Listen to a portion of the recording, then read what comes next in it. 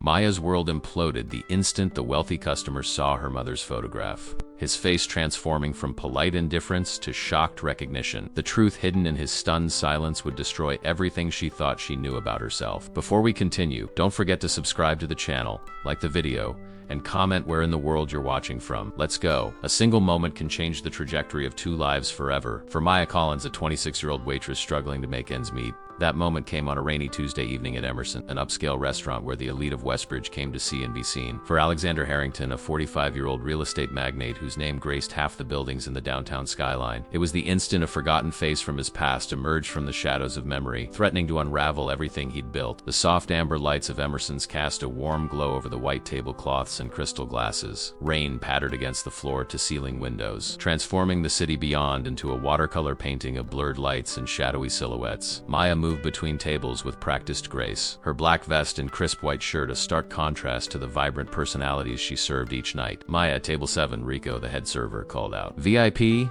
M.R. Harrington. Maya nodded, smoothing down her vest. She'd heard the name before. It was impossible to live in Westbridge and not know of Alexander Harrington, the man whose real estate empire had transformed the city skylines. He owned the tallest building downtown, the one with the distinctive spire that pierced the clouds even on clear days. Be yourself, Rico added with a wink. He's a regular. Tips well if you don't foreign. Maya approached table 7 with professional composure. Alexander Harrington sat alone, studying a menu he surely knew by heart. He was impeccably dressed in a tailored navy suit, his silver-streaked dark hair perfectly styled. A heavy watch glinted on his wrist, a timepiece that probably cost more than her annual rent. Good evening, Mr. Harrington. Welcome back to Emerson's. May I start you with something to drink? Maya's voice was warm but not overly familiar. He looked up, blue eyes briefly assessing her before returning to the menu. Macallan 18, neat, quote, and I'll have the ribeye. Medium rare, truffle potatoes on the side. He closed the menu and handed it to her without another glance. Excellent choice. I'll have that right out for you. Maya took the menu, noting how he'd barely looked at her. To him, she was just another interchangeable server, no more worthy of notice than the paintings on the wall or the china on the table. As she walked away, she felt a strange prickling sensation at the back of her neck. Something about him seemed vaguely familiar, though she couldn't place it. Had he been in before when she was working? Probably. The wealthy patrons of Emerson's tended to blur together after a while. All expensive watches,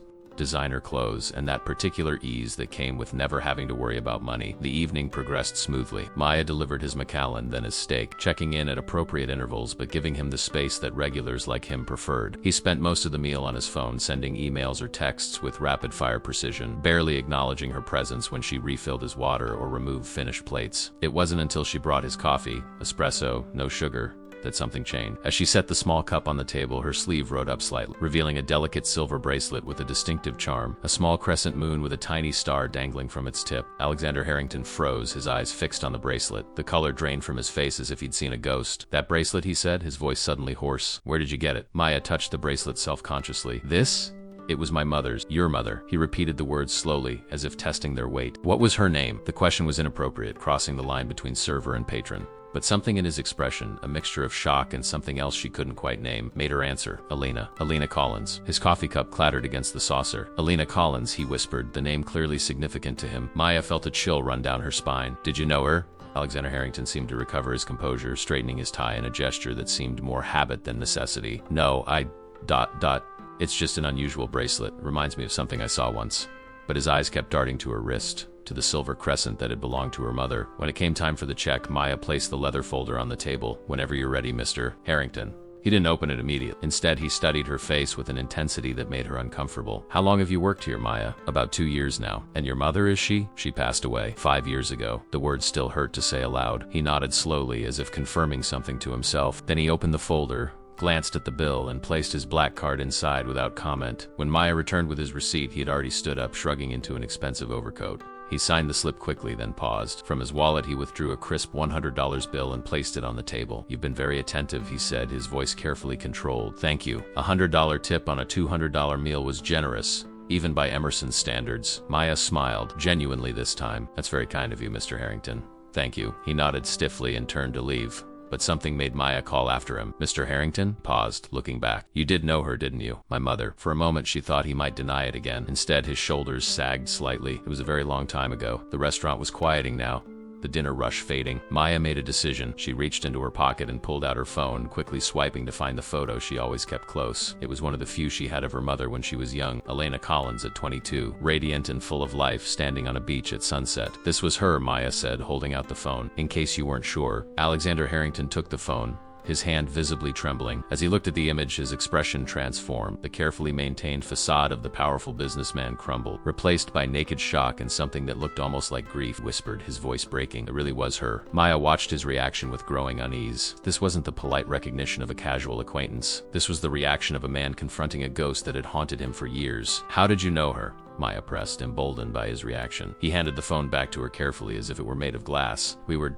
friends, once. The word friends clearly concealed more than it revealed. Friends, Maya repeated skeptically. Alexander Harrington glanced around the restaurant, suddenly aware that they might be observed. This isn't the place, he said quietly, but I would like to talk to you about her, if you're willing. Maya hesitated. Every instinct warned her to be cautious, yet curiosity burned inside her. This man had known her mother, perhaps known things about Elena Collins that her daughter had never discovered. I'm off at 11, she said finally. He nodded. I'll send a car, if that's acceptable. After he left, Maya finished her shift in a daze, her mind racing with possibilities. What connection could her mother possibly have had with one of the wealthiest men in Westbridge? Elena Collins had been a kindergarten teacher, living in a modest apartment on the east side of the city, struggling to raise a daughter on her own. Their worlds couldn't have been further apart. Yet the look on Alexander Harrington's face when he saw that photo told a different story. It was the look of a man confronting a past he'd tried desperately to forget. At precisely 11, Maya stepped out of Emerson's to find a sleek black car waiting by the curb. The driver, a woman in a dark suit, opened the door for her without a word. Inside, Alexander Harrington sat alone, his face half hidden in shadow. Thank you for coming, he said as the car pulled away from the curb. I want to know how you knew my mother, Maya said, dispensing with pleasantries. Alexander stared out at the rain-slicked streets for a long moment before answering. It's a long story, one that began 30 years ago before you were born. I have time,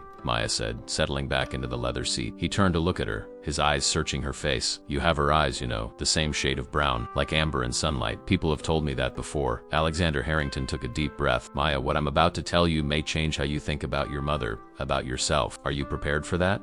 Maya felt a sudden tightness in her chest. What are you saying? I'm saying that the bracelet you wear, the one your mother gave you, I know it well, because I was the one who gave it to her, on her 21st birthday. He paused, his next words careful and deliberate. The summer before I married someone else, the car glided through the empty street, carrying them toward a truth that had been buried for 27 years, a truth that would shake the foundation of both their worlds and force them to confront questions neither was prepared to answer. The car turned onto Riverside Drive, following the curve of the water where the city's lights reflected like scattered stars across the dark surface. Maya's mind raced as she tried to process Alexander's words. The bracelet she'd treasured her entire life, the one possession of her mother's she never went without, had come from him. You and my mother were together? Maya finally asked, breaking the heavy silence. Alexander's gaze remained fixed on the city beyond the window. Yes, for nearly 3 years. He turned to look at her, his expression unreadable in the half-light. We met when I was finishing law school and she was in her second year of college. I was clerking at a firm that handled some legal work for her father's construction business. Her father? Maya frowned. You mean my grandfather, Robert? A flicker of surprise crossed Alexander's face. She never told you about him? Mom said he died before I was born. Car accident, I think. Alexander's fingers drummed against his knee, a gesture of discomfort. Robert Collins was very much alive when I knew Elena. He was a difficult man, conservative, controlling. He didn't approve of me, thought I was a distraction from Elena's studies. Maya struggled to reconcile this information with what her mother had told her. Elena had spoken of her parents rarely, and always with a sense of loss that Maya had interpreted as grief. Now she wondered if it had been something else entirely. We were young, ambitious, Alexander continued, his voice softening with memory. She was studying education, determined to make a difference in children's lives. I was set on building something lasting, something with my name on it. He gestured vaguely toward the skyline. We had plans, dreams. What happened? Maya asked, though she could guess. The story was as old as time itself. My father had other ideas for me. The Harringtons had been in real estate for generations, and there were ... expectations. A merger with the Westbrook family through marriage would secure key properties we needed for expansion. His voice had taken on a mechanical quality, as if reciting lines from a script he'd rehearsed many times. Catherine Westbrook and I had known each other since childhood. So you chose your family's company over my mother, Maya said, unable to keep the accusation from her voice. The car pulled up to a modern high-rise, one of Harrington's signature properties, with its distinctive glass and steel design. The driver opened the door, but Alexander made no move to exit. It wasn't that simple, he said quietly. Your mother ended things before I could make any decision. She disappeared, changed her number, moved apartments. I searched for months, but she'd vanished completely. The doorman approached, but Alexander waved him away with a gesture that spoke of years of command. Please, he said to Maya, come upstairs. I have something I need to show you. Maya hesitated. She'd already come this far.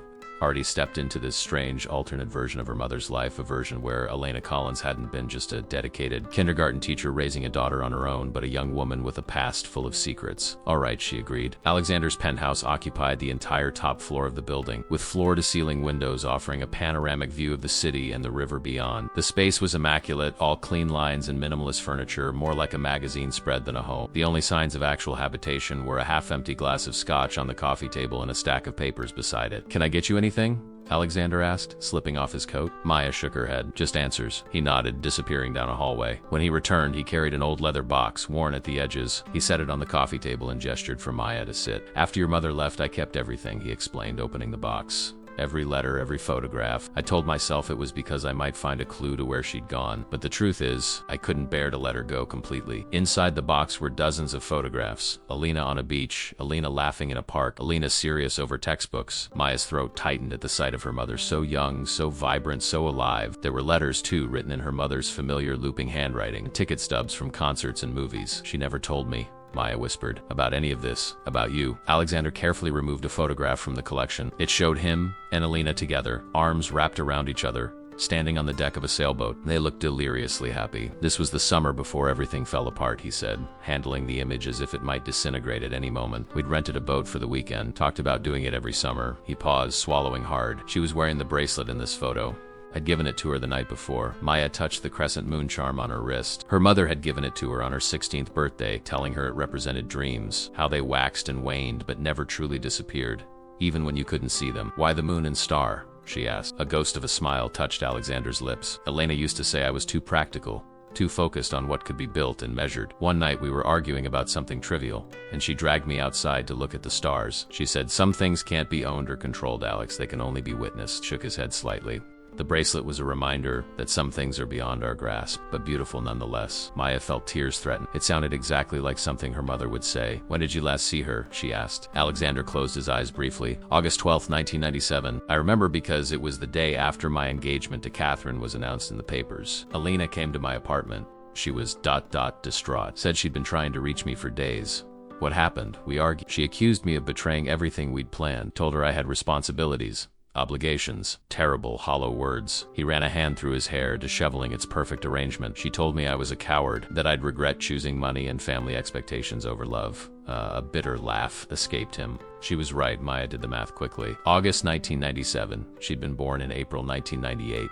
8 months later, the realization must have shown on her face, because Alexander's expression changed, becoming carefully neutral. When did Elena tell you your father was? She said he was a grad student she dated briefly, that he moved abroad before he knew she was pregnant. Maya's voice had gone faint. She said he didn't know about me and it was better that way. Alexander nodded slowly. And your birth certificate? Father unknown. Maya stood up abruptly, needing space. Are you saying ... Are you implying ...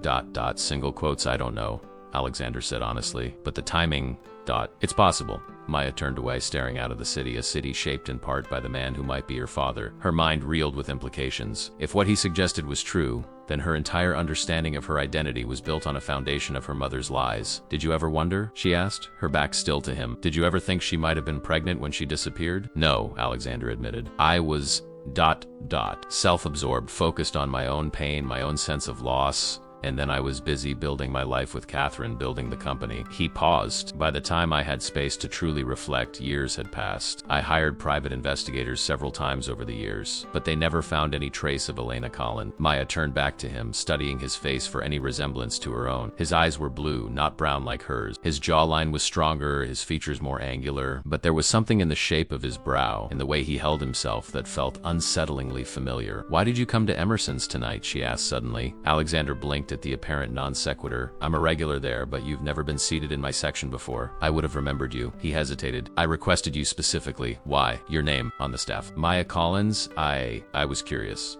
He spread his hands in a gesture of surrender. I've made it a habit over the years to look for her for any trace of her. When I saw your name, I thought perhaps you were a relative, a niece or cousin, not her daughter. I had no reason to think she had a daughter. Alexander's gaze was steady, especially not one who would be working as a waitress in my city. The possessive pronoun wasn't lost on Maya. His city, his building, his wealth, and if what he suggested was true, his daughter, waiting tables, living in a cramped apartment, struggling to pay off student loans for the teaching degree she'd earned in honor of the mother she'd lost. I need proof, she said firmly, not just timing and coincidence. Alexander nodded. I'll arrange for testing discreetly. Whatever the results, I want you to know that I would never have abandoned Elena if I'd known she was pregnant. Whatever my failings, and they were many, I would not have shirked that responsibility. The word responsibility hung in the air between them. Not love, not family. Responsibility. As if she were a debt to be settled, an obligation to be met. I should go, Maya said suddenly. This is It's too much.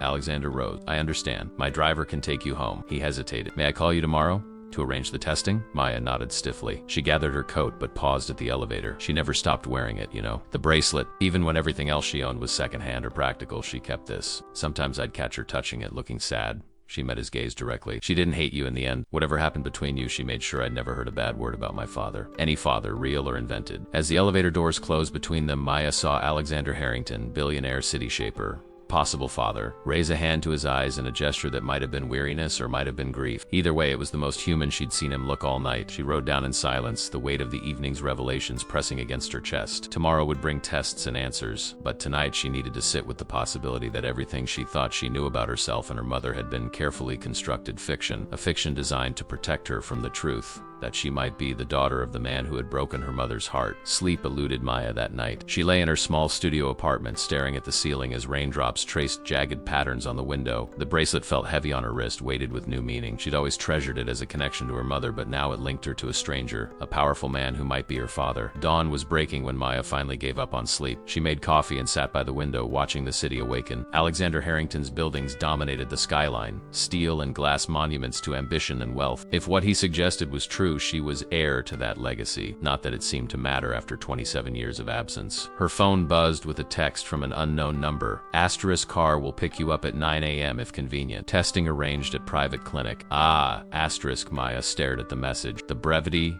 the assumption, the signature, all spoke of a man accustomed to commands being followed without question. She typed a response. Asterisk, I'll find my own way there. Send the address. Asterisk, she needed to maintain some control over the city, even if it was only in deciding how she arrived at a clinic to discover whether her entire identity was a fabrication. A response came immediately. Asterisk, as you wish. Westbridge Medical Center. Dr. Eleanor Patel, 9:30 a.m. Private entrance on Madison Street. I'll meet you there. Asterisk. Maya, dressed with care, choosing clothes that made her feel confident. Dark jeans, a crisp white button-down, and a fitted blazer she'd found at a consignment shop. The effect was polished but unpretentious. She was determined to face Alexander Harrington as an equal, not as a supplicant. The clinic occupied the top floors of a sleek medical building in the city's most exclusive district. Maya gave her name at the private entrance and was immediately escorted to an elevator that required a keycard to operate. The attendant smiled professionally as she pressed the button for the 12th floor. Mr. Harrington is already here, she said. Dr. Patel is expecting you both. The elevator opened directly into a reception area that looked more like a luxury hotel lobby than a medical facility. Alexander stood by a window, his back to her, speaking quietly on his phone. He turned as she entered, ending his call immediately. Maya, he said, his voice carefully neutral. Thank you for coming.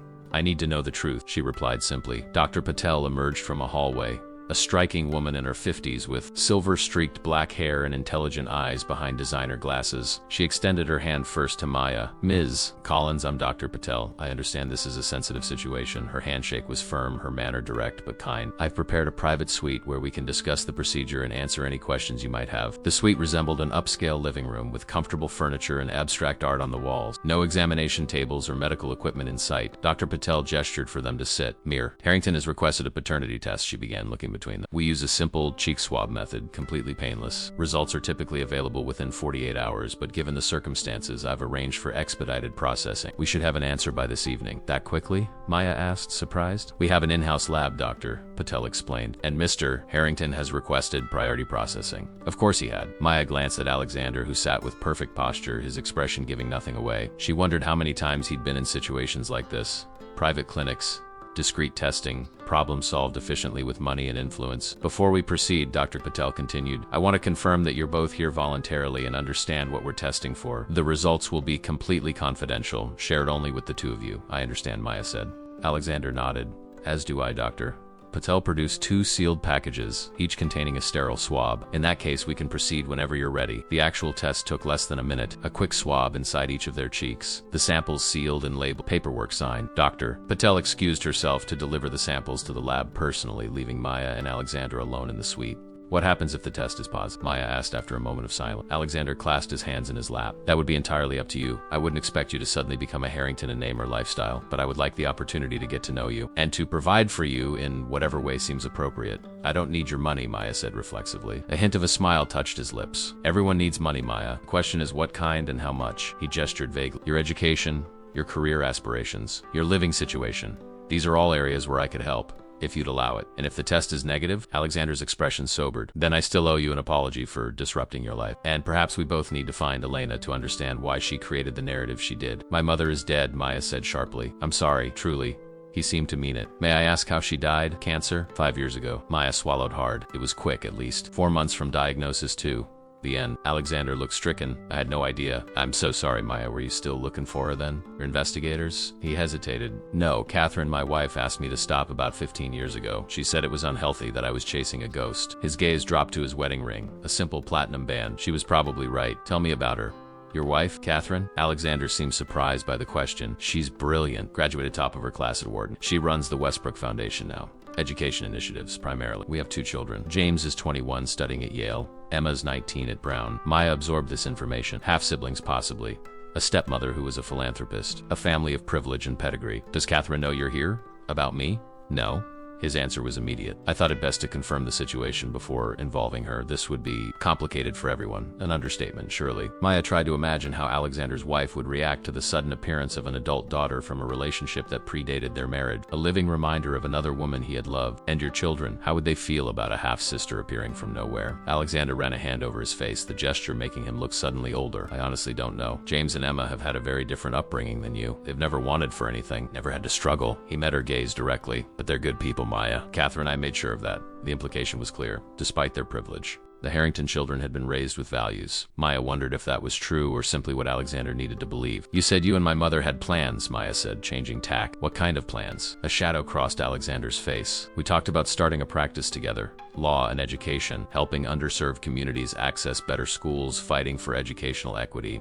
Elena was passionate about it. He gave a small, sad laugh. She used to say we'd change the world one classroom at a time, but instead you built skyscrapers. Yes. The admission seemed to cost him. The company was struggling when my father died. The merger with Westbrook Properties saved it, but at a price. Every choice after that was about growth, expansion, legacy, the original dream. It got lost along the way. Maya studied this powerful man who had abandoned idealism for empire build. My mother became a kindergarten teacher in a public school in East Westbridge. She taught there for 20 years. Alexander's expression softened. Of course she did. He smiled, a genuine smile that transformed his face. She held on to the dream for both of us. Before Maya could respond, Dr. Patel returned with 2 bottles of water and information about when to expect results. I've given this my personal attention, she assured them. We should have an answer by 6 this evening. I'll call you both directly. Outside the clinic, Alexander hesitated. Would you like to get some lunch? We could talk more. Maya checked her watch. Nearly noon already. I have a shift at Emerson's at 4. I can call Rico. Have him cover your section. Don't do that, Maya said sharply. Don't start rearranging my life before we even know if you have any right to. Alexander stepped back, hands raised slightly in surrender. You're right. I apologize. Maya softened. We could get coffee. There's a place around the corner. The cafe was busy with the lunch crowd, but they found a small table by the window. Maya ordered a simple black coffee. Alexander asked for an espresso, earning a smile from her. Still the same order after all these years, she observed. Some habits don't change. He stirred his espresso, though he hadn't added sugar. Elena hated coffee, said it tasted like dirt water. She drank tea, Earl Grey with milk, every morning. Yes. Alexander smiled at the memory. She had this ridiculous teapot shaped like a cat. The spout was its tail. I have that teapot, Maya said softly. It's chipped now, but I couldn't bear to throw it away after she died. They fell into a strange, tentative rhythm, sharing memories of Elena, filling in the puzzle pieces of a woman they had both loved in different ways. Alexander described the Elena of his youth, fierce, idealistic, quick to laugh, and quicker to call out injustice. Maya spoke of her mother as she had known her, patient, determined, finding joy in small things. teaching her daughter to stand on her own. She never remarried? Alexander asked. Maya shook her head. There were a few relationships over the years, but nothing serious. She said she was complete with just us. She hesitated. What about you and Catherine? Are you happy? Alexander considered the question with unexpected gravity. We built a good life together. A solid partnership. He chose his words carefully. It's not the passionate love affair of youth, but it's endured. I respect her enormously. That's not what I asked. His gaze met hers. Happiness is a luxury in some marriages, Maya. Sometimes satisfaction and mutual respect have to be in. Maya wondered if Elena had known that her passionate young law student would become this man, successful beyond measure but somehow diminished, compromising on happiness for the sake of empire. Her phone buzzed. A text from Rico. Asterisk, where are you? Need to discuss shift swap for next week. Asterisk, reality intruding. I should go, she said, gathering her bag. I need to stop by the restaurant before my shift. Alexander nodded. Of course. I'll wait for Dr. Patel's call. Whatever the result, I'd like to talk again after. As they stood to leave, a middle-aged woman approached their table, her expression bright with recognition. Alex. What a coincidence. She was expensively dressed, her blonde hair perfectly styled. Her gaze shifted curiously to Maya. Alexander's posture stiffened imperceptibly. Margaret, good to see you. His tone was pleasant but distant. Just having a quick coffee before heading back to the office. Aren't you going to introduce me to your friend? Margaret's smile was friendly, but her eyes were sharp with interest. Maya Collins, Alexander said smoothly. Ms. Collins is consulting on a new property we're developing. Maya, this is Margaret Westbrook, my sister-in-law. Maya maintained a neutral expression as she shook the woman's hand, but internally she recoiled at how quickly Alexander had constructed a plausible lie, how easily he had obscured the possibility of their relationship. Lovely to meet you, Margaret said, her gaze assessing Maya's clothes, her bearing. Any friend of Alex's is a friend of ours. You must come to dinner sometime. Perhaps, Maya said with a polite smile. If you'll excuse me, I have another appointment. Mr. Harrington, thank you for the coffee. She walked away, feeling Margaret's curious gaze following her. Outside, the city seemed suddenly overwhelming. The noise, the crowds, the looming buildings that bore the Harrington name. Maya took a deep breath, steadying herself against a wave of uncertainty. By 6 o'clock, she would know that by 6 o'clock, everything might change. Emerson's was unusually busy for a Wednesday afternoon. Maya moved between tables with practiced efficiency, but her mind was elsewhere. Each time she checked her phone, 6 minutes past 5, 17 minutes past, half past, her anxiety climbed higher. Dr. Patel had said results by 6, but the waiting was excruciating. You're distracted, Rico observed as they passed in the service corridor. Everything okay? Fine, Maya said automatically. Just tired. You sure? Because you just gave table 12 a Cabernet when they ordered a Pinot. Maya winced. I'll fix it. Already handled. Rico studied her face. Seriously, what's going on? You're never off your game like this. For a wild moment, Maya considered telling him everything. Asterisk, well, Rico, turns out my mom might have had a secret affair with Alexander Harrington before he became the city's most powerful developer, and I might be his illegitimate daughter. We're waiting on DNA results. Should hear any minute now. Asterisk instead, she said. Just some personal stuff. I'm handling it. Rico nodded, not entirely convinced. If you need to cut out early, let me know. I can cover. Thanks. I'll be fine. As she approached her next table, Maya's gaze swept the restaurant out of habit, checking for empty water glasses, finished plates, customers trying to catch a server's eye. That's when she saw him, Alexander Harrington, sitting alone at the bar, nursing what looked like a scotch. His presence in her workplace felt like an invasion, a blurring of boundaries that left her off balance. She finished taking the table's order, then made her way to the bar. What are you doing here? She asked without preamble. Alexander looked up, his expression tightly controlled. I apologize for the intrusion. I thought it might be better to receive the news in person rather than over the phone. So you decided to just show up at my workplace? Again, he had the grace to look uncomfortable. I realize now it was presumptuous. I can leave if you prefer. Maya glanced at the clock above the bar. 5:45. No, stay. But I'm working. I can't just sit and wait with you, of course. I understand. For the next 15 minutes, Maya continued her duties, acutely aware of Alexander's presence. He sat quietly, making no demands, yet somehow occupying more space than any other patron. Several times she caught him watching her, not with the dismissive glance of a customer observing staff, but with an intensity that felt almost desperate, as if he were searching for traces of himself in her movements, her expressions. At precisely 6 o'clock, both their phones buzzed simultaneously. Maya nearly dropped the water pitcher she was carrying. She set it down carefully, then extracted her phone from her pocket. Dr. Patel's name appeared on the screen. A text message. Asterisk, results are ready. Would you like me to call now or would you prefer to come in? Asterisk. Maya looked up to find Alexander watching her, his own phone in hand. Their eyes met across the restaurant, a moment of perfect, terrifying connection. He raised an eyebrow in question. Maya nodded slightly. She approached Rico. I need to take a break. Important call. Go, he said, squeezing her shoulder. I've got you covered. Maya slipped through the kitchen and out the back door to the small courtyard where staff sometimes took smoke breaks. Alexander followed a moment later. Do you want to call her together? He asked. Maya shook her head. I'll call. You can listen. Her hands trembled slightly as she dialed Dr. Patel's number. The doctor answered on the second ring. Ms. Collins, I have your results. Yes. Mr. Harrington is with me. You're on speaker. Very well, Doctor. Patel's voice was professionally neutral. The paternity test shows a 99.9998% probability that Alexander Harrington is your biological father. Maya, the relationship is confirmed. The words hung in the air between them. Maya stared at the brick wall opposite, unable to look at Alexander. Despite all the signs, all the hints, hearing the confirmation aloud made it real in a way that speculation couldn't. Thank you, Doctor, Alexander said, his voice steady but tight with emotion. We appreciate your discretion in this matter. Of course, I've prepared copies of the results for both of you, available at your convenience. Please let me know if you have any questions. Maya ended the call. The courtyard fell silent except for the distant sounds of the kitchen and the muffled noise of the city beyond. So, she finally said, that's that. Alexander stepped forward, then stopped himself. Maya, I don't. She raised a hand. I can't do this right now. I'm in the middle of a shift. Of course, I understand. But he didn't understand. He couldn't possibly comprehend what it meant to have your entire identity rewritten in an instant. 27 years of believing one story about herself, only to discover it was fiction. Her mother, her kind, honest, devoted mother, had lied to her every day of her life. I need time, Maya said, more to herself than to him. I need to process this. Alexander nodded, respecting her space. Would it be all right if I called you tomorrow or whenever you're ready? I'll call you, Maya said, when I'm ready. He accepted this with surprising grace. All right, he removed a business card from his wallet and placed it on a nearby ledge. All my numbers are there.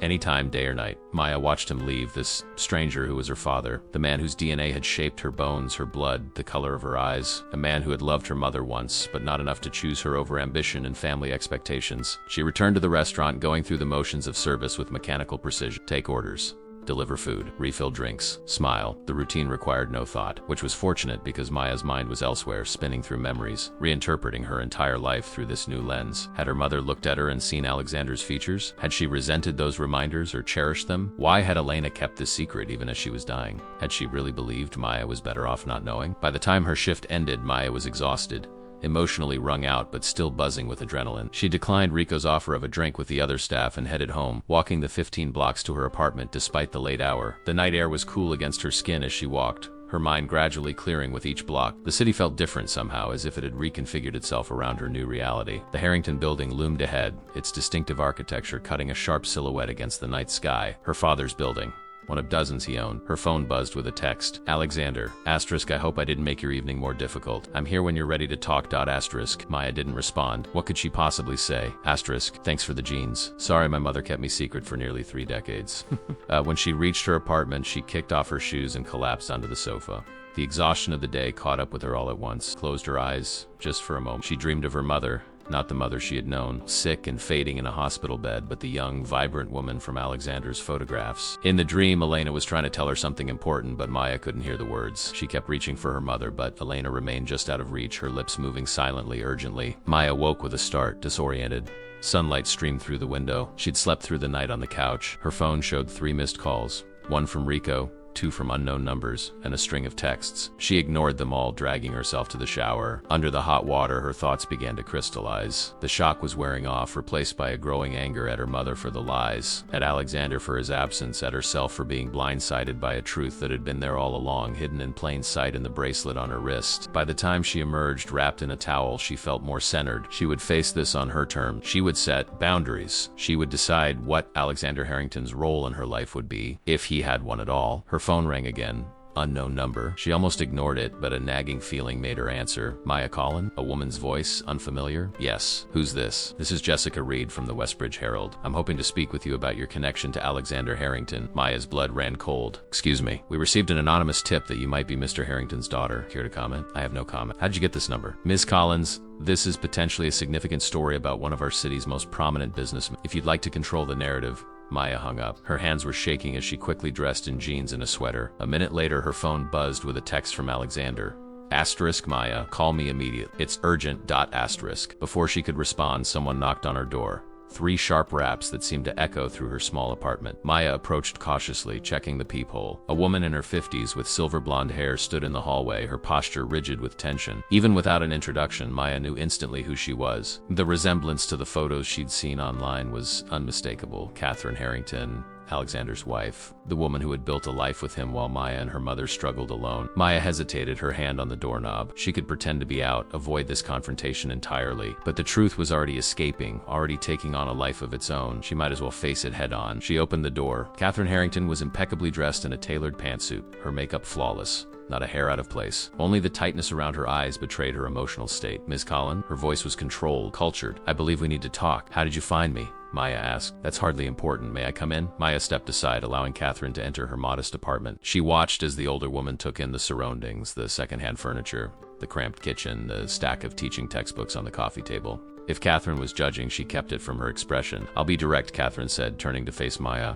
I know who you claim to be. What I don't know is what you want. Maya bristled at the implication. I'm not claiming anything. And I didn't ask for any of this yet. Here we are. Catherine's gaze was assessing. The press already has the story. By noon, it will be everywhere. I'd like to understand your intentions before our lives become a public spectacle. My intentions?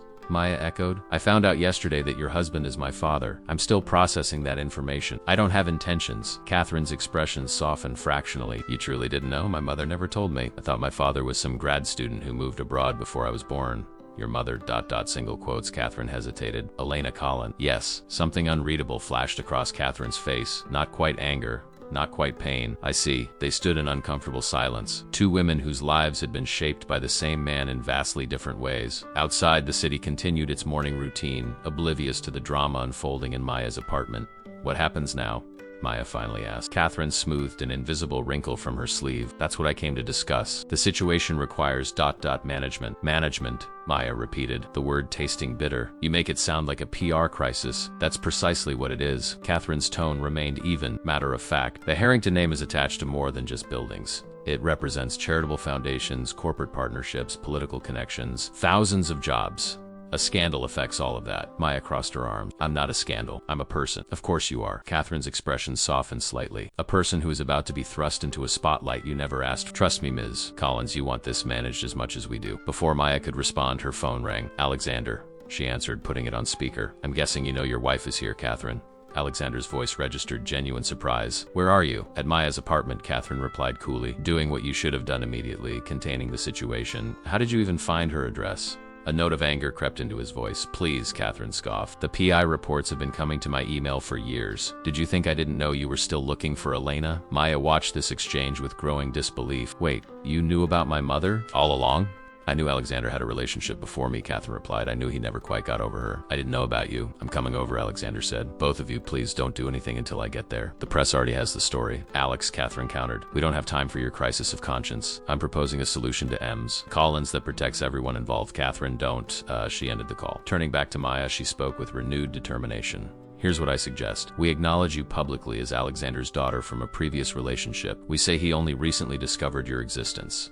We arrange a generous trust fund and appropriate introductions to society. In exchange, you sign a non-disclosure agreement regarding the specifics of your mother's relationship with Alexander and agree to certain parameters regarding public appearances and statements. Maya stared at her, incredulous. You want to buy my silence and control my behavior? I'm not a problem to be solved, Mrs. Harrington. Call me Catherine, please. She sighed, her composure slipping just slightly. I understand this sounds calculating, but I've spent 25 years protect. My children, your half-siblings, deserve consideration in how this unfolds. The mention of half-siblings caught Maya off guard. James and Emma, 21 and 19, college students, whose world was about to be rocked by her existence. What would these parameters involve exactly? Maya asked, not because she was considering the offer, but because she wanted to understand Catherine's mindset. Nothing unreasonable. Coordinated public appearances, advance notice of any interviews or public statements regarding the family, agreement on a consistent narrative. Catherine gestured vaguely. Standard protocols for high-profile families. Standard for you, maybe. Maya shook her head. I'm a teacher in training who waits tables to make rent. This is all completely foreign to me. Catherine's gaze swept the apartment again, taking in the textbooks. You're studying to be a teacher, like your mother? Yes. Elementary education. Something shifted in Catherine's expression. A new calculation. A reassessment. That could work in our favor, actually. The dedicated daughter following her mother's footsteps. Alexander supporting your career choice rather than pushing you into the family business. The public loves that sort of narrative. Maya felt a flash of anger. My career isn't a narrative, it's my life. Everything is a narrative when you live in the public eye. Catherine replied with unexpected weariness. You'll learn that quickly enough. A knock at the door interrupted them. Maya opened it to find Alexander slightly breathless, as if he'd run up the stairs rather than waiting for the elevator. Maya, Catherine. He looked between them, tension evident in every line of his body. I see you've met. Your wife was just explaining how my existence is going to be managed, Maya said. Alexander shot Catherine a look of frustration. That's not how I wanted to approach this. No, you preferred to hide in a restaurant and wait for a phone call, Catherine retorted. Meanwhile, someone leaked the story to the Herald. Who? Alexander demanded. The clinic was completely secure. The reporter who called me mentioned an anonymous tip, Maya said. Catherine straightened her jacket. It hardly matters now. What matters is presenting a united front. I was explaining to Maya the benefits of a controlled narrative. Alexander ran a hand through his hair, disheveling its perfect arrangement. Can we all sit down, please? They moved to Maya's small living area. Alexander and Catherine on the sofa, Maya in the armchair opposite. The domestic arrangement felt surreal, her biological father and his wife, seated in her apartment like visitors from another dimension. First, I want to say I'm sorry, Alex, to both of you. Catherine, I should have told you immediately. Maya, I should have considered the implications more carefully before approaching. Why didn't you tell me? Catherine asked, her composure finally cracking slightly. After all these years, Alex, I thought we were past the secrets. Alexander looked genuinely contrite. I wasn't sure. I needed confirmation before disrupting everyone's lives. He glanced at Maya. I never expected it to become public so quickly. Who else knew about the test? Maya asked. Just Dr. Patel, Alexander replied. And her lab technician? And Genevieve? Catherine interjected. Alexander hesitated. Yes. I consulted her on the legal implications. Your lawyer knew before I did. Catherine's voice was quiet but cutting. Maya watched this marital tension unfold, feeling like an intruder in her own home. These people, her father and his wife, had a shared history, shared children, shared secrets that had nothing to do with her. Yet her existence was now irrevocably entangled with theirs. The question is what we do now, Alexander said, redirecting the conversation. Catherine's right that some kind of public statement is necessary. But Maya, this has to be on your terms too. You're the one whose life is changing most dramatically, is it? Maya countered. You've just discovered you have a daughter you never knew about. Your wife and children are about to have their family narrative rewritten. My life may be changing, but so is everyone else's. Catherine studied Maya with newfound interest. That's a remarkably mature perspective. I had a good mother, Maya said simply. A flash of something, guilt perhaps, crossed Catherine's face. Yes, I imagine you did. Alexander leaned forward. Maya, what do you want? Not what you think is best for everyone else. What do you want? The question caught her off guard. What did she want? 24 hours ago, her life had made sense. She was Maya Collins, daughter of Elena, waitress studying to become a teacher. Now she was Maya Collins, biological daughter of Alexander Harrington, unexpected heiress to a fortune, soon-to-be tabloid sensation. I want to understand, she said finally. I want to know why my mother kept this secret, why she chose to raise me alone rather than tell you about me. I want to know who I am now that half my identity has been rewritten overnight. Alexander nodded slowly. Those are fair questions. I can't answer for Elena, but I can try to fill in the blanks from my side. And what about the press? Catherine pressed. They won't wait while we sort through 30 years of emotional baggage. Maya considered this. I don't want to lie, but I don't want my mother's memory tarnished either. She made her choices for a reason. We could issue a simple statement, Alexander suggested. Acknowledge that I've recently discovered I have an adult daughter from a previous relationship. Request privacy as we navigate this new family dynamic. Catherine frowned. Too vague. It invites speculation. What if ...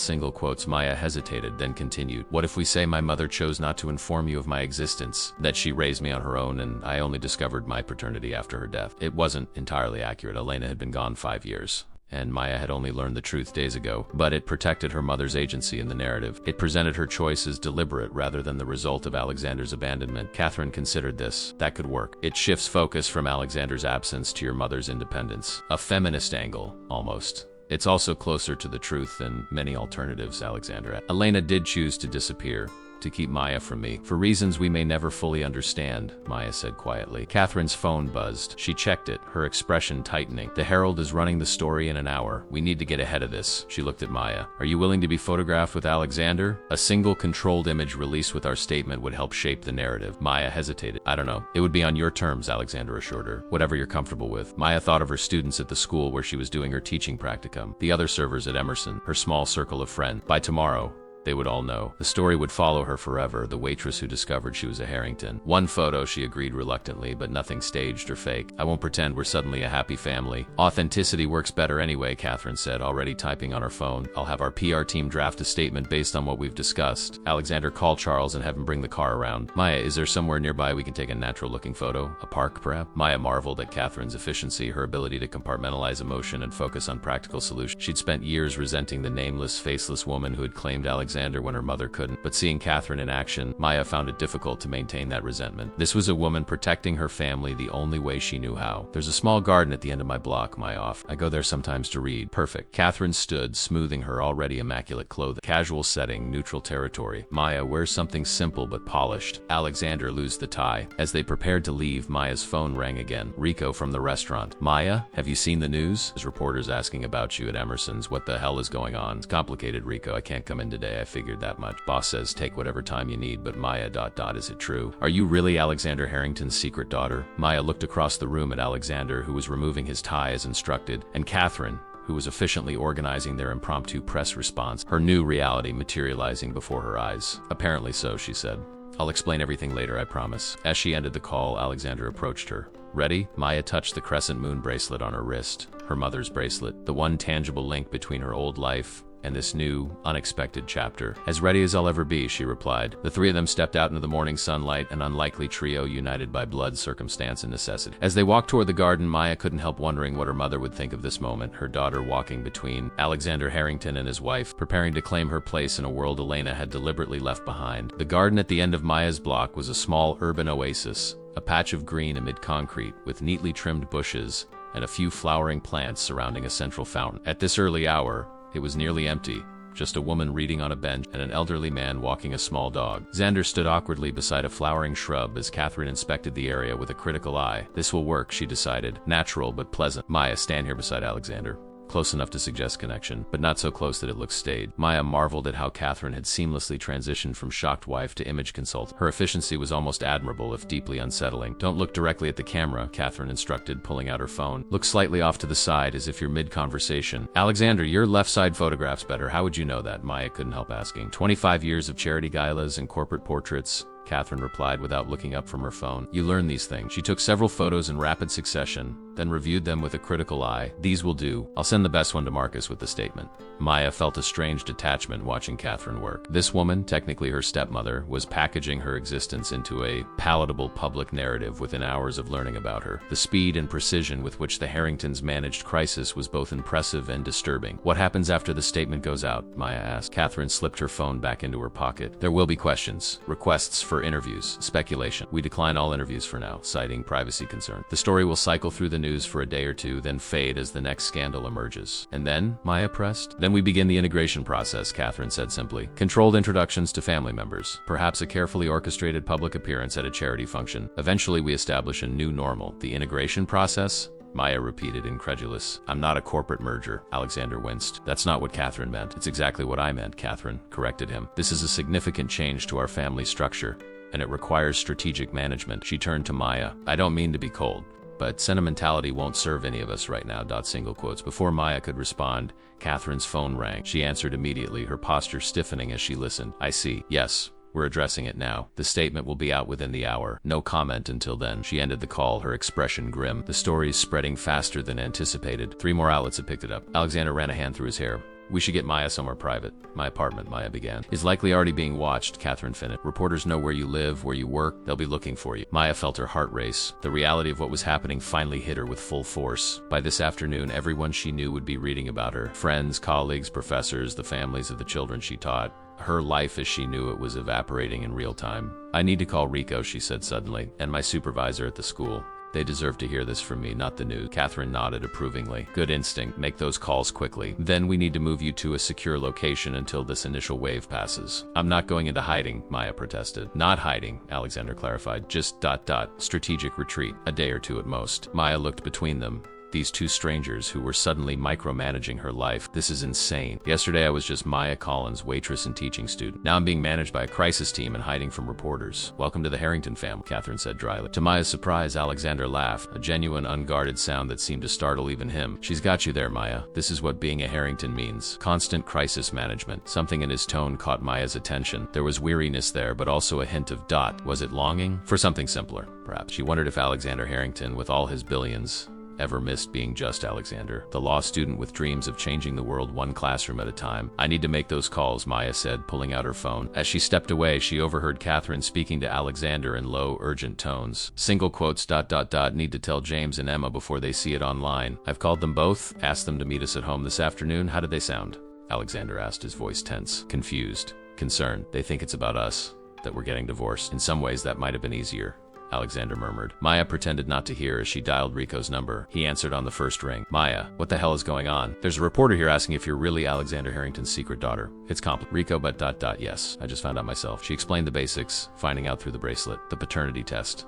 The sudden media interest. I'm sorry I can't be there today. Things are crazy. Rico whistled softly. Girl, crazy doesn't begin to cover it. You're all over Twitter already. Someone posted a photo of you from the restaurant's Instagram. He paused. You okay? This is a lot to deal with. The simple kindness in his question nearly undid her. I don't know. I'm still processing. Whatever you need, I'm here. And Maya, for what it's worth, you were always too classy for this dump anyway. Now we know why. She managed a small laugh. Thanks, Rico. I'll call you soon. Her next call to her supervising teacher at the elementary school where she was completing her practicum was more difficult. Mrs. Henderson was kind, but clearly concerned about the potential disruption to the classroom. The children will have questions, Maya, she warned. Their parents certainly will. I know. I'm still the same person, just ...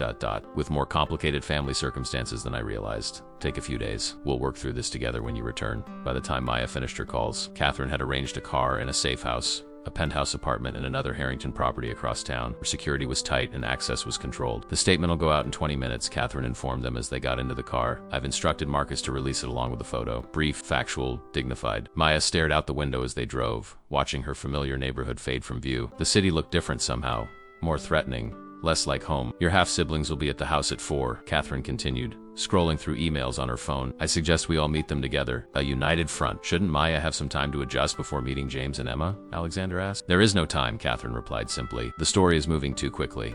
Better they meet her with us present than form impressions based on whatever garbage the tabloids published. Maya felt a spike of anxiety, meeting her half-siblings, 2 privileged college students who had grown up with all the advantages she had lacked. What would they think of her? What would she think of them? What are they like? She asked suddenly. James and Emma. Alexander and Catherine exchanged a look. A silent communication born of decades together. James is serious, Alexander began. Focused on academics. He's studying economics and political science. Plans to go to law school eventually. Like his father, Catherine added with a small smile. Emma is more creative, Alexander continued.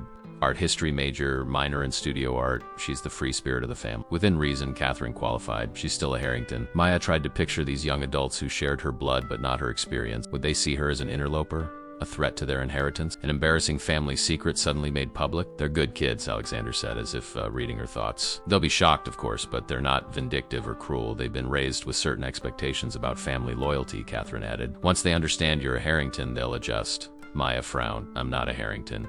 I'm a Collins. Biologically, you're both, Catherine pointed out. And while I understand your loyalty to your mother, denying your connection to the Harrington name only makes the situation more complicated. I'm not denying anything. I just ... I need time to figure out who I am now. Alexander reached across the seat, hesitating before placing his hand gently on Maya's. Take all the time you need. This isn't about forcing you into anything. Catherine's phone chimed. The statement is live, she announced, showing them the screen. Maya read it with a strange detachment. Asterisk statement from the Harrington family. Asterisk. Asterisk Alexander Harrington has recently confirmed that he is the biological father of Maya Collins, 27, daughter of the late Elena Collins. Ms. Collins was raised solely by her mother, who chose not to inform Mr. Harrington of her pregnancy. Mr. Harrington only became aware of M. Collins' existence this week through a chance encounter. Asterisk, the Harrington family asks for privacy as they navigate this new family relationship. No further comments will be provided at this time. Asterisk beneath the statement was the photo Catherine had taken in the garden. Maya and Alexander standing side by side, not quite comfortable but undeniably connected, even to Maya's untrained eye. The resemblance was visible in the photo, something in the set of their brows, the angle of their jaws. It's ...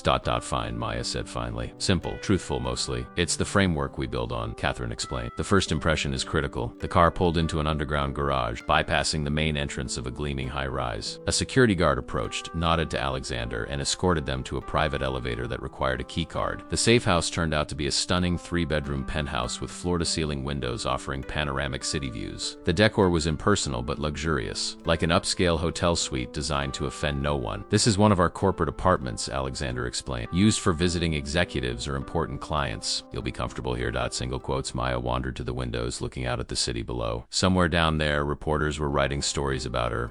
People were reading them, sharing them, discussing the scandalous revelation that Alexander Harrington had a secret daughter. Her phone buzzed with a text from a number she didn't recognize. Asterisk, is it true? Are you really a Harrington? It's Jessica from the Herald again. Asterisk, she showed the message to Catherine, who promptly took the phone and blocked the number. This is just the beginning, she warned. They'll find every contact method, reach out to everyone you know. Standard protocol. Nothing about this is standard to me, Maya said quietly. I know. To her surprise, Catherine's voice softened. 27 years ago, I was in your position, thrust into the Harrington spotlight, unprepared for the scrutiny. It was overwhelming. Maya looked at her with new interest. How did you handle it? I adapted, Catherine said simply. I learned the rules, mastered them, then selectively broke the ones that didn't serve me. A hint of steel entered her voice. Never let them see you falter. That's the first rule of being a herring.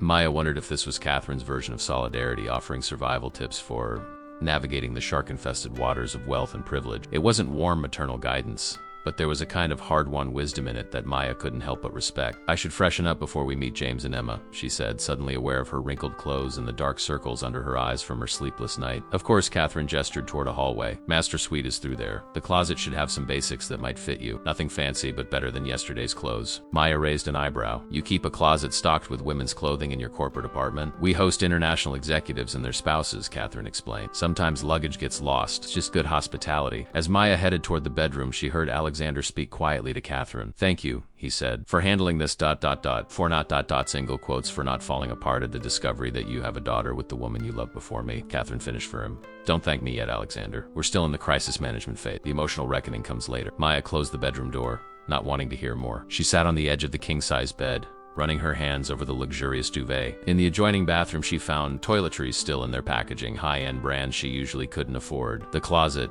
as promised, contained an assortment of clothing in various sizes, simple but expensive pieces that could work for almost anyone. Maya selected black pants and a navy blue blouse that looked approximately her size, then stepped into the shower. As hot water cascaded over her, Maya finally allowed herself to cry, silent tears of confusion, grief, and something like anger, not at Alexander or Catherine, but at her mother. Why had Elena kept this secret? Why had she chosen to struggle alone rather than let Alexander know about his child? The woman Maya had known, kind, honest, principled, seemed at odds with someone who would make such a monumental decision unilaterally. What were you thinking, Mom? She whispered to the empty bathroom. What were you protecting me from? Or perhaps the question was, who was Elena protecting her from? The Harringtons with their crisis management and strategic retreats? A world of privilege that came with golden handcuffs? By 4 o'clock, freshly showered and dressed in clothes that probably cost more than her monthly rent, Maya stood in the penthouse living room beside Alexander and Catherine, waiting for the arrival of her half-siblings. The emotional reckoning, as Catherine had called it, was about to begin. The private elevator chimed. Maya felt her heart leap into her throat as Catherine straightened her already perfect posture and Alexander smoothed his hand over his hair. The doors slid open to reveal 2 young adults.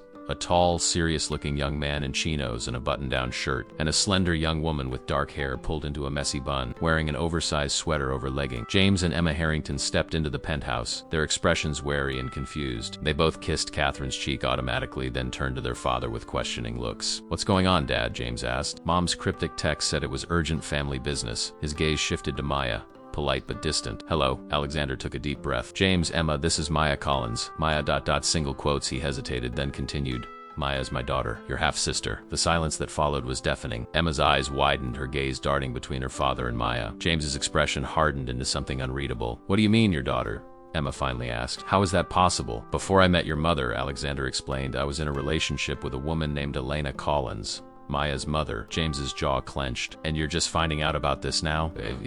After what, 25 years? 27, Maya corrected quietly. My mother never told him about me. I only found out myself a few days ago. Emma stared at Maya with undisguised curiosity. How did you find out? He came into the restaurant where I work. He recognized a bracelet that had belonged to my mother. Maya touched the silver crescent moon at her wrist. One thing led to another, and ...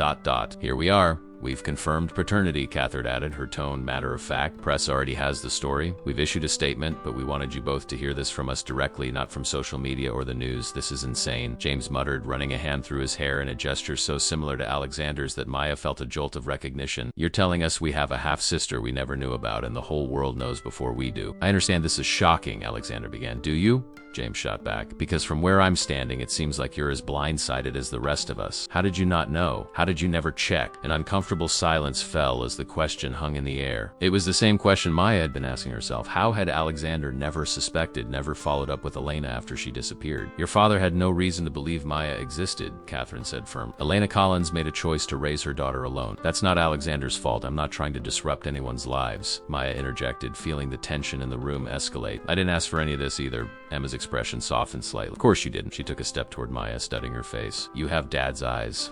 Not the color, but the shape. Mom said I had my father's brow, Maya admitted. I always thought she meant the man she'd told me about, a graduate student who moved abroad. She lied to you, James stated bluntly. James, Catherine admonished. Well, she did, he insisted. She told her daughter a complete fabrication about her father. That's a lie, by definition. Maya bristled. You don't know my mother or her reasons, and we never will. James countered. Convenient, isn't it? That's enough. Alexander's voice was sharp. Maya lost her mother 5 years ago. Show some respect. Single quotes. James had the grace to look contrite. I apologize. That was out of line. He ran his hand through his hair again. This is just a lot to process. Emma moved to the sofa and sat, gesturing for Maya to join her. So you're a waitress? Where? Emerson's. I'm also studying to be a teacher. Elementary education. Like your mom, Alexander added softly. Emma nodded, absorbing this. I've been to Emerson's. Maybe you've waited on me before. Maybe, Maya said, trying to imagine serving Emma Harrington, her half-sister, without knowing who she was. Had they crossed paths before, these two women connected by blood but separated by circumstance? You said you found out through a bracelet? James asked, his initial hostility giving way to curiosity. Maya extended her wrist, showing the silver crescent moon. This was my mother's. Alexander gave it to her when they were together. He recognized it when I served him at the restaurant.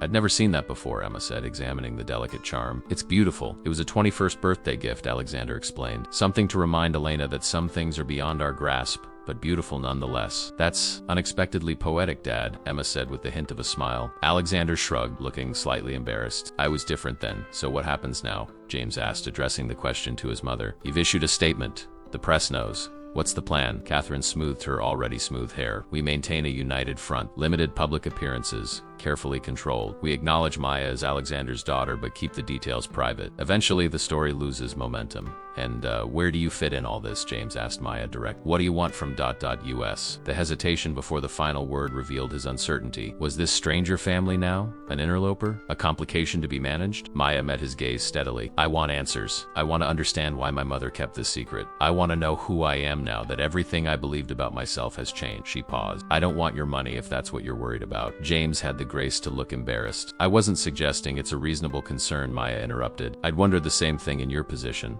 Emma leaned forward. Did your mother ever mention our father, even indirectly? Maya considered the question. She never said his name, but sometimes when she thought I wasn't paying attention, I'd catch her looking at old photographs. She kept them hidden in a book, Jane Eyre, her favorite. After she died, I found them, but I didn't recognize anyone in them. Now I realize one of the men must have been Alexander. Did she seem ... angry in those moments? Emma pressed. Not angry, sad, like she was mourning something that might have been. Alexander's expression tightened with pain. Catherine watched him carefully, her own face unreadable. There are photographs? Alexander asked softly. At my apartment, in a box with her things. I'd like to see them if you wouldn't mind. Before Maya could respond, James cut in. We should address the inheritance question directly. It's the elephant in the room, James, Catherine warned. No, Mom, it needs to be said. He turned to Maya. You're apparently a biological Harrington, which potentially makes you an heir to the family holdings. That's a significant legal reality we can't ignore. I told you, I don't want your money, Maya repeated. It's not about what you want, James insisted. It's about legal entitlements. The Harrington Trust has specific provisions regarding biological descendants. We don't need to resolve this now, Alexander interjected. Maya's only just learning about her connection to our family, and the lawyers are already looking into it, Catherine added. There will be time to address the financial implications. Maya felt a flash of anger. I'm sitting right here. Please don't talk about me as if I'm a problem to be solved. Emma placed a hesitant hand on Maya's arm. I'm sorry. This is awkward for everyone. She shot James a quelling look, especially when some of us are being particularly lawyerly about it. I'm just being practical, James muttered. You're being an ass, Emma retorted, then turned back to Maya. Forgive my brother. He inherited Dad's business sense and Mom's directness, which is occasionally a terrifying combination. Despite herself, Maya felt a smile tug at her lips. There was something refreshingly genuine about Emma's candor. I understand his concerns, Maya said, and to be clear, I don't expect anything. I had a life before I knew about any of this. And that life didn't include Harrington money or influence, but it should have, Emma said quietly. If Elena had told Dad about you, you would have grown up as our sister. You would have had everything we had. The simple truth of this statement hung in the air. Maya would have had a different life entirely. Private schools, family vacations, college without student loans, a father present at graduations and birthdays. Elena must have had her reasons, Alexander said, his voice strained. She wasn't a vindictive person. She wouldn't have kept Maya from me out of spite, and then why? James asked, the question directed at no one in particular. Maya's phone buzzed with an incoming text. She checked it automatically, then froze. It's from one of my professors. She says there are reporters at the university asking about me. Catherine sighed. It's starting. They'll track down everyone connected to you, looking for quotes, insights, anything to add color to the story. I should warn my friend, Maya said, her fingers already typing rapid response. Use the burner phone I gave you, Catherine advised. Your regular number is probably compromised already. Emma's eyebrows shot up. Mom gave you a burner phone? Wow, she's in full crisis mode. Been through this before, Catherine said calmly. When your father and I got engaged, the press descended like vultures. My college roommate sold stories about me to the tabloids. My ex-boyfriend gave an exclusive interview about our relationship. It was educational. Maya looked at Catherine with new understanding. This wasn't just about protecting the Harrington name. Catherine was trying to shield her from experiences she herself had endured. Thank you, Maya said simply. Catherine nodded, a silent acknowledgement passing between them. The moment was interrupted by Alexander's phone ringing. He glanced at the screen, his expression tightening. It's Robert, your cousin, Emma asked. Why is he calling? Because he's on the board, and this affects the company, Catherine said. Alexander answered, putting the call on speaker. Robert, I assume you've seen the news. The entire Eastern Seaboard has seen the news, Alex, came a smooth, slightly amused voice. A secret daughter? Really? The board is convening an emergency meeting tomorrow morning. They'd like you to attend. It's both of you, actually. You and Ems. Collins. Maya has nothing to do with company business, Alexander replied firmly. She does now. Her existence raises questions about succession planning, trust disbursements, voting rights. The board has concerns that need addressing. This is a family matter, not a corporate one. When you're a Harrington, those lines blur, Robert countered. You know that better than anyone. Bring her to the meeting, Alex. Let the board see this isn't gonna destabilize anything. Alexander's jaw clenched. I'll consider it. Don't consider it too long. Stocks are already fluctuating on the news. The call ended. Well, Emma said after a moment of silence. Welcome to the family, Maya. Nothing, says Harrington, quite like being summoned to a board meeting within 24 hours of your existence becoming public knowledge. Despite the tension in the room, Maya found herself laughing, a short, surprised sound. Emma grinned in response, and even James's stern expression softened slightly. You don't have to attend, Alexander assured Maya. Maybe I should, she surprised herself by saying. If I'm going to understand this new reality, I might as well see all aspects of it, including the business side. Catherine nodded, approving. That's the right approach. Don't hide from any of it. If you go, I'll go too, Emma offered unexpectedly. Moral support. Plus, I haven't been to a board meeting in ages. Uncle Robert's face when he's trying not to look shocked is always entertaining. Thank you, Maya said, genuinely touched by the gesture. As the conversation shifted to logistics for the following day, Maya felt a subtle shift in the atmosphere. The initial shock was giving way to something else. Not acceptance exactly, but perhaps the first tentative steps toward it. James still watched her warily, but his open hostility had faded. Emma seemed genuinely interested in getting to know her. Alexander looked at her with a mixture of wonder and regret, while Catherine maintained her practical efficiency. They weren't a family.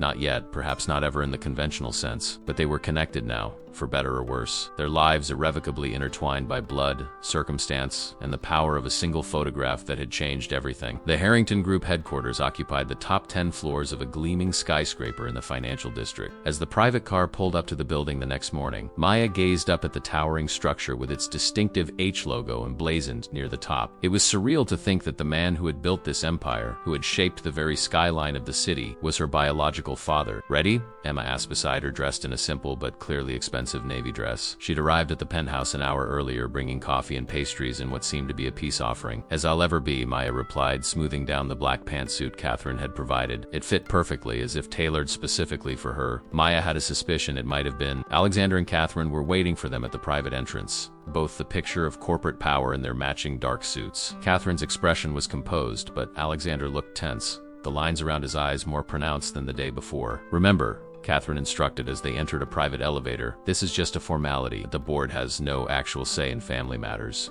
But they need reassurance that Maya's appearance won't destabilize the company. Destabilize how? Exactly, Maya asked. Inheritance questions, potential challenges to the corporate structure, public perception. Catherine ticked off the concerns on her manicured fingers. It's all about money, ultimately. The board needs to know their investments are secure. The elevator ascended smoothly to the 78th floor. When the doors opened, they revealed a reception area with soaring ceilings and dramatic views. A sleek conference room was visible through glass walls, already filled with men and women in expensive suits. Mr. and Mrs. Harrington, the receptionist, greeted them with practiced warmth. The board is assembled and ready. Her eyes flicked curiously to Maya and Emma. Thank you, Jennifer Alexander replied. He turned to Maya. Are you sure about this? Yes, Maya said, more confidently than she felt. They entered the conference room together. 12 people sat around a massive table, conversations dying abruptly as all eyes turned to Maya. At the far end, a man in his 50s with salt and pepper hair and Alexander's jawline stood. Alex, Catherine, he greeted them with a smile that didn't reach his eyes. And this must be Ems. Collins. Welcome to Harrington Group. His gaze shifted to Emma. Emma, this is an unexpected pleasure. I didn't realize you'd be joining us. Just here for moral support, Uncle Robert. Emma replied sweetly. I wouldn't miss this for the world. Robert's smile tightened slightly. How dedicated of you. Alexander made quick introductions around the table, board members, major shareholders, senior executives. Maya nodded at each, knowing she wouldn't remember half the names. Finally, they took seats at the table. Alexander at one end opposite Robert, with Maya, Emma, and Catherine arranged beside him. Let's get to the point, Robert began. The news of Ms. Collins's existence has created ...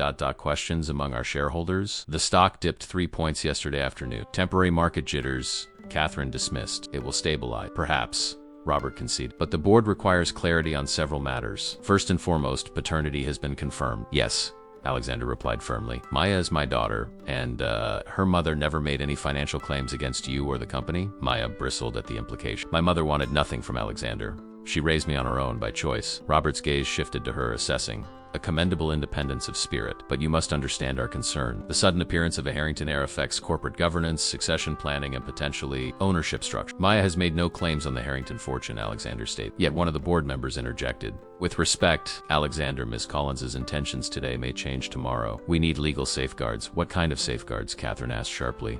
A formal agreement, Ms. Collins signs away any claim to voting shares or board positions in exchange for ...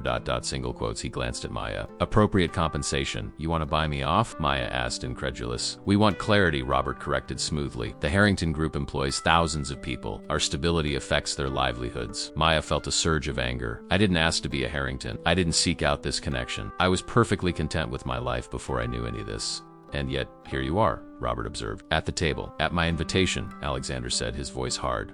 Maya is my daughter. She will be treated with respect. Single quotes. Robert leaned back in his chair. Of course, no one is suggesting otherwise. But business is business, Alex. The board has a fiduciary responsibility to protect shareholder value. Emma shifted beside Maya. Uncle Robert, correct me if I'm wrong, but isn't this meeting premature? Maya hasn't made any claims on Harrington assets. There's no legal action pending. This seems like an overreaction to a family matter. Family and business are intertwined for the Harringtons, Robert replied. Always have been. Perhaps that's the problem, Emma suggested. A tense silence fell over the room. Maya glanced at Alexander, noting how his jaw had tightened. There was clearly history here, undercurrents she didn't understand. I have no interest in your company, Maya stated clearly.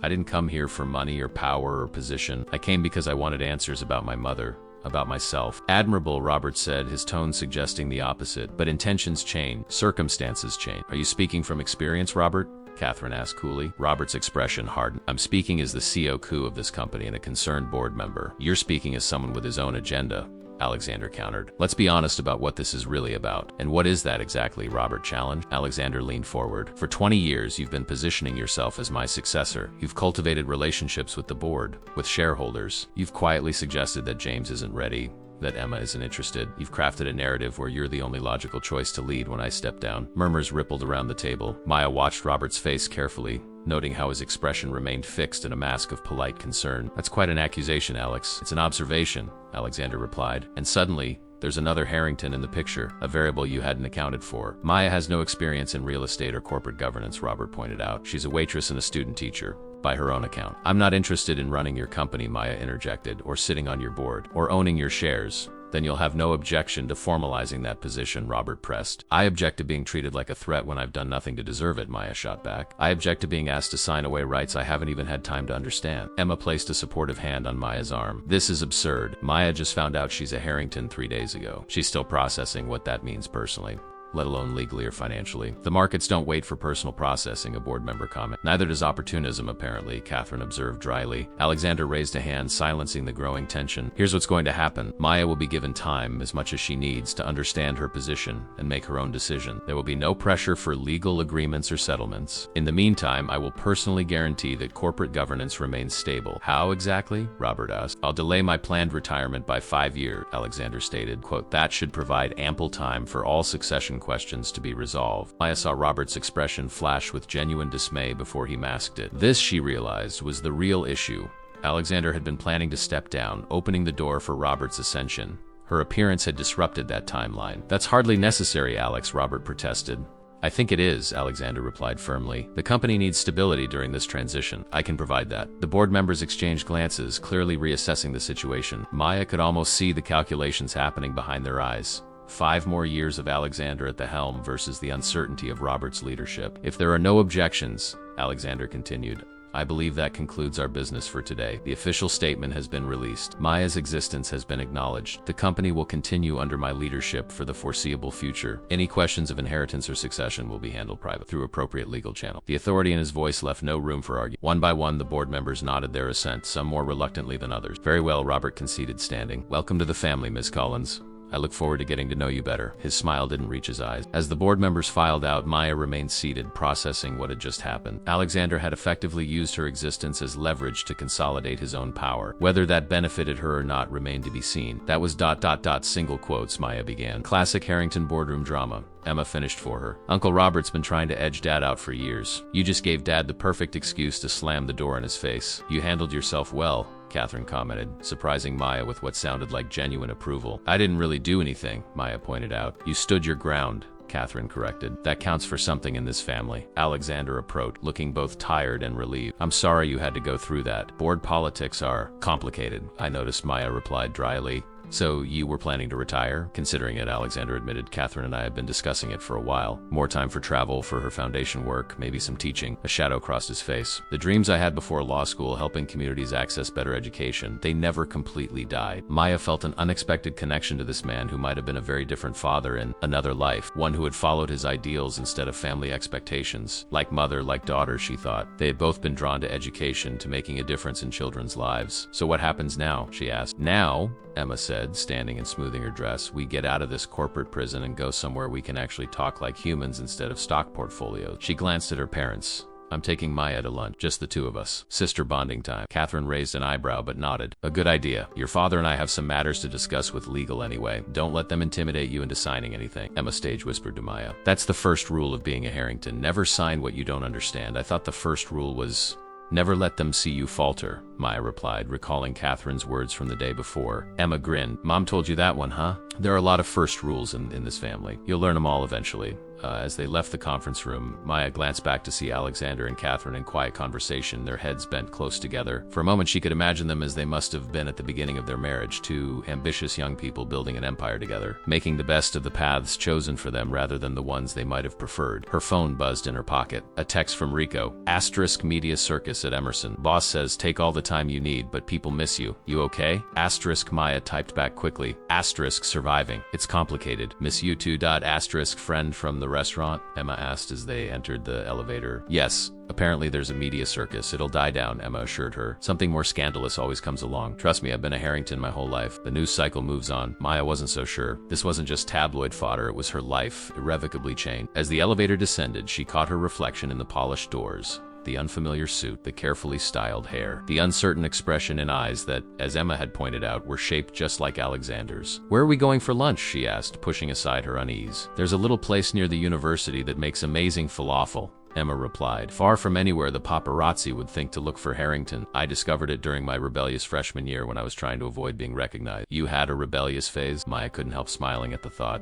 Oh, please, Emma rolled her eyes. Everyone has a rebellious phase. Mine just involved more trust funds and fewer actual consequences than most. As they exited the building through a side entrance, deftly avoiding the small cluster of photographers at the main doors, Maya realized she was actually looking forward to lunch with Emma. Despite this surreal circumstance, there was something refreshingly straightforward about her half-sister, a quality that seemed rare in the Harrington world of careful calculations and strategic moves. Perhaps, Maya thought, she might find some genuine connections in this strange new family after all. Not the family she would have chosen, certainly, but the one she now found herself irrevocably part of, for better or worse. The falafel place was exactly as Emma had described, a tiny hole in the wall, with mismatched furniture and excellent food.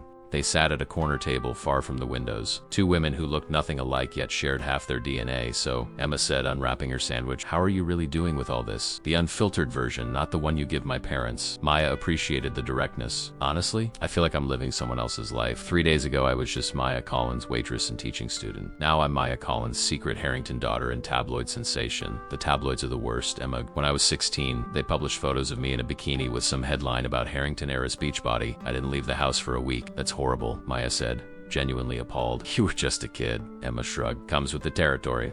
The Harrington name is both a blessing and a curse. She took a bite of her falafel, chewed thoughtfully, then asked, what was she like? Your mom? Question caught Maya off guard. No one had really asked about Alina as a person, only as a plot point in the Harrington family drama. She was ... Incredible, Maya said, feeling a familiar ache at the memory. Patient but not a pushover. She could make anyone feel heard. Her kindergartners adored her. So did the parents. Maya smiled at a remembered scene. Once at a parent-teacher conference, this corporate executive type came in, clearly annoyed at having to be there. By the end, he was sitting cross-legged on the floor with my mom, looking at his daughter's finger paintings like they were Picasso's. She sounds amazing, Emma said softly. She was... Maya hesitated. I've been struggling to reconcile the mother I knew with someone who would keep such a huge secret. It doesn't make sense. Emma considered this.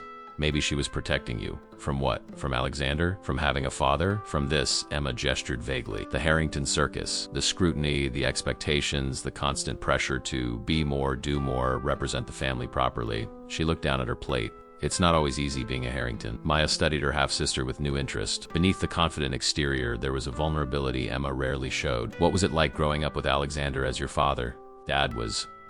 present but distant, if that makes sense. He came to every recital, every game, every school event, but there was always a part of him somewhere else. Emma traced patterns in the condensation on her water glass. Mom says he was different before they got married, more passionate about causes, about making a difference. The man I grew up with was all about building the business, securing the legacy. And your mother? What's she really like behind the efficient crisis manager? Emma smiled. Mom is exactly what she appears to be. Strategic, focused, pragmatic, but also fiercely protective of her family. She'd burn the world down to protect James and me. She looked up at Maya. And now, apparently you too? Me? Catherine barely knows me. Doesn't matter. You're a Harrington now, whether you want to be or not. Mom protects what's hers. Emma took another bite of her sandwich. She wasn't always so ... controlled. There are these rare moments when her guard comes down, usually after a glass or two of wine, and you see this whole other person underneath. Someone with dreams beyond managing the family brand. Maya thought about the glimpses she'd seen of Catherine, the efficiency masking something deeper, the brief moments of unexpected solidarity. What about James? He seems ... like a stuck-up jerk.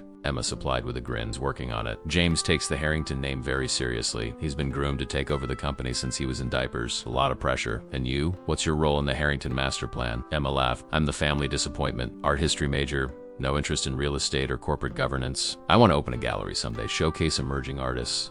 Dad pretends to be supportive, but I know he hopes I'll grow out of it and join the family business eventually. Will you? Not a chance, Emma said firmly. Life's too short to build someone else's dream. She studied Maya thoughtfully. What about you? Always wanted to be a teacher? For as long as I can remember, Maya nodded. I love working with kids, watching them discover the world, helping them believe in themselves. My mom inspired that, obviously. It must be nice, Emma mused, having such a clear calling. They ate in companionable silence for a few minutes. Through the window, Maya watched people hurrying past. Ordinary people with ordinary lives, untouched by the bizarre reality she now inhabited. Can I ask you something personal? Maya ventured. That's kind of the point of sister bonding lunch, Emma replied. Do you think your parents love each other? Really love each other, not just ... coexist efficiently. Emma considered the question seriously. I think they did once. There are these old photos where they look at each other with genuine affection. Now, she shrugged. They're partners. They respect each other. They want the same things for the family, for the company. Is that love? I don't know. Alexander told me their marriage was part of a merger, Maya said. The Harrington and Westbrook properties. That's the official story. Emma agreed. But Mom once told me during one of those rare, unguarded moments that she really did fall for Dad. She said he had this passion, this vision for what he wanted to build that was irresistible. Her expression softened. I think she mourns the man he was before the company consumed him. Maya thought about Alexander's words in the clinic. Asterisk, we talked about starting a practice together. Law and education. Helping underserved communities access better schools. Fighting for educational equity. Asterisk, a vision so different from the empire he eventually built. I think, Maya said slowly, my mother loved the same man your mother did. The idealistic law student, not the real estate tycoon. Emma nodded. That makes sense. She hesitated, then added, do you have the photos you mentioned? The ones of Dad and your mom? At my apartment. I haven't been back since ... everything. We should go, Emma suggested. I'd like to see them. And I'm sure Dad would too. Is that safe? Catherine said there might be reporters watching the building. Emma waved dismissively. We'll take the service entrance. I've been dodging paparazzi since I was 12. It's practically a family sport. Maya felt a surge of affection for this unexpected ally. This half-sister who approached the chaos with such matter-of-fact humor. Okay, let's go. They paid for their lunch and left through the back door, Emma leading the way through a series of alleyways and side streets that eventually brought them to Maya's apartment building. True to Emma's prediction, a few photographers lingered near the main entrance, but the service door at the back was unguarded. See? Easy, Emma said as they slipped inside and took the stairs to Maya's floor. The apartment felt different somehow. Smaller, shabbier, as if Maya was seeing it through new eyes. Emma wandered around, examining the secondhand furniture, the stack of textbooks, the framed poster of a Van Gogh painting. This is nice, she said, and Maya could tell she meant it. It feels like a real home, not a showpiece. It's not much, but it's mine, Maya replied. Or it was before all this. She went to the bookshelf and pulled down a worn copy of Jane Eyre. From between its pages, she extracted a small envelope. Here they are. The photographs were faded with age, snapshots from another era. Elena, young and radiant, her brown hair flowing over her shoulders. Alexander, lean and intense, looking at the camera with an earnestness so different from his current controlled demeanor. The two of them together on a boat, on a beach, sitting on a blanket in a park. Oh, wow, Emma breathed, looking over Maya's shoulder. Dad looks so ... young, so different. They both do. Maya said softly. In every photo, the connection between Elena and Alexander was palpable. The way they leaned into each other, the unguarded smiles, the obvious joy in each other's company. They really were in love, Emma observed. You can see it, Maya nodded, a lump forming in her throat. These images revealed a side of her mother she had never known. Not the dedicated teacher and steady single parent, but a young woman passionately in love, building dreams with a man who clearly adored her. I wonder what happened, she murmured. Why did she leave? Why didn't she tell him about me? Emma touched one of the photos gently. Maybe we can find out. How? Mom's gone. All I have are these pictures and the bracelet. You have more than that, Emma pointed out. You have Dad. You have access to people who knew them both back then. Maybe someone knows the truth. Maya considered this. Your mother mentioned that her college roommate sold stories about her to the tabloids. Maybe someone from my mother's past would be willing to talk. Exactly, Emma said, warming to the idea. We need to track down people who knew them when they were together. Classmates, friends, co-workers. Detective work. Maya smiled. I like it. The first rule of investigative journalism, Emma said, adopting a scholarly tone, is to follow the paper trail. Where did your mom go to college? Westbridge University. She studied education. And Dad was at Westbridge Law. Emma pulled out her phone. The university might have yearbooks, student newspapers, that sort of thing. Digital archives. As Emma began searching, Maya gathered the photos and noticed something she'd never seen before. A small notation on the back of one. *E&A. Lighthouse Point, summer '97 *. Emma, look at this, she said, showing her the photo. Lighthouse Point, do you know where that is?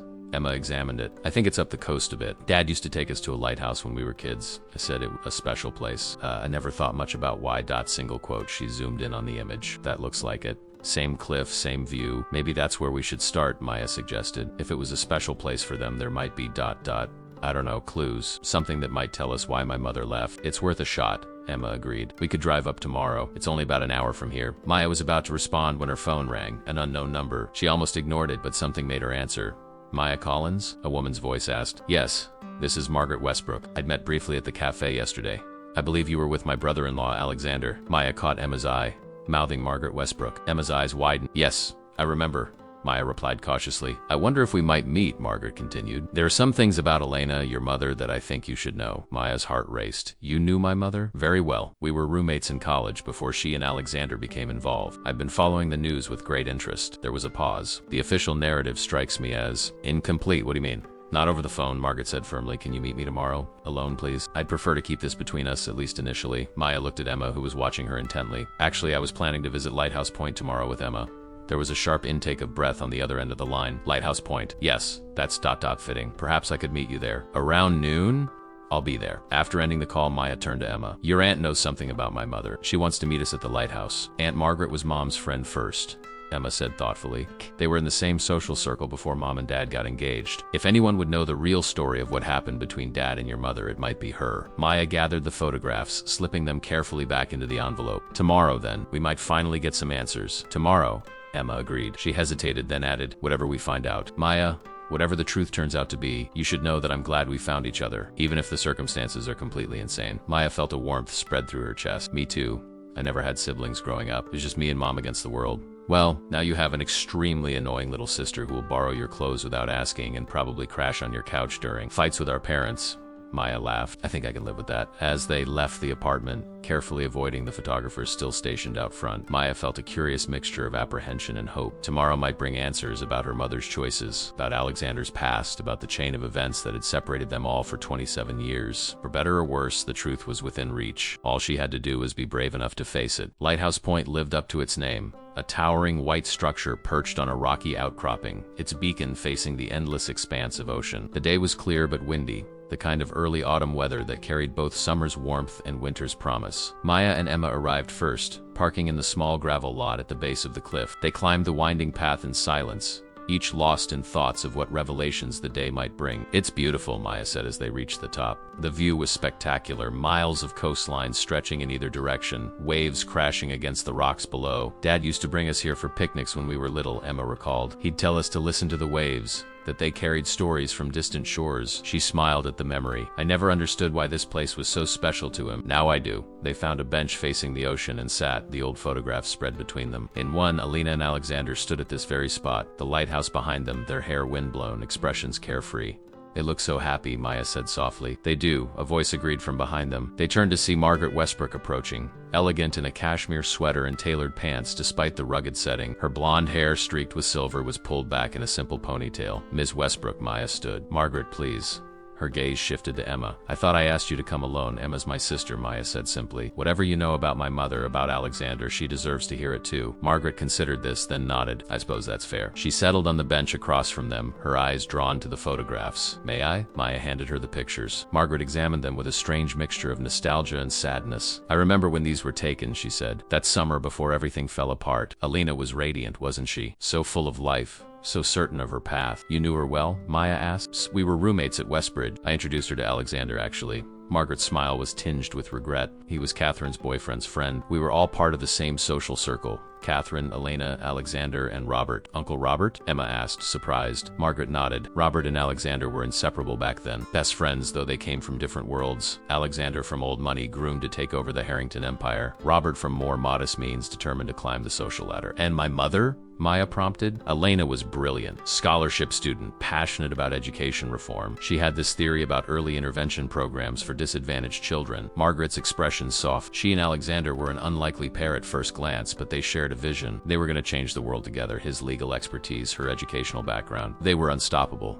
What happened? Emma asked. Why did she leave? Margaret sighed deeply. That's the real story, isn't it? The one that hasn't made it into the press coverage or family statements. She looked directly at Maya. Your mother didn't just disappear. She was driven away. Maya felt her heart race. By who? By forces larger than any one person. By the Harrington legacy, the expectations. The plans that had been made long before she and Alexander fell in love. Margaret paused, choosing her words carefully. When Alexander's father died unexpectedly, everything changed. The company was in trouble. Over-leveraged, facing potential bankruptcy. The Westbrook merger was the only viable salvation. My mother's company, Emma said quietly. Yes, Catherine's father offered to save Harrington Properties through a merger.